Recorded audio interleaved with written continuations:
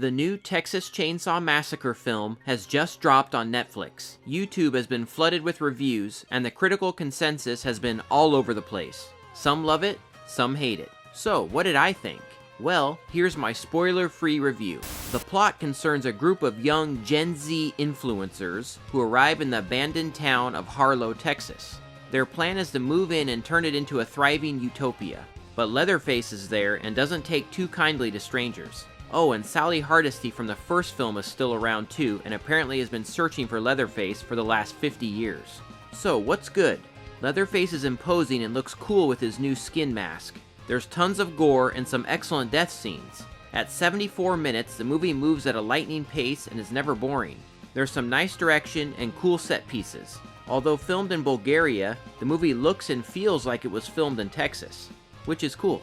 There's some nice performances and a fun, breezy tone. So what about my problems? Sally Hardesty's character was totally wasted.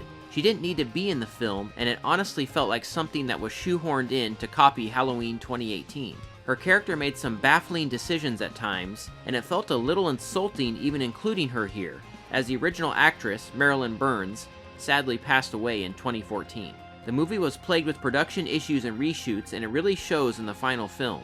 It's choppy and feels incomplete. Most of the characters were obnoxious, but I guess that's nothing new for a slasher movie. The practical gore effects were great, but there were some CGI enhancements that kinda took me out of it. Leatherface is over 70 years old in this film, but sure doesn't act like it. In fact, he's more like an undead killer at times. Also, I didn't care for the explanation of what Leatherface has been up to for the last 50 years. Oh, and they got John Larroquette again for the narration, which is great, but they didn't use the scrolling text. I really miss that. I can definitely see why the film is so divisive with fans, but that's honestly nothing new with this franchise.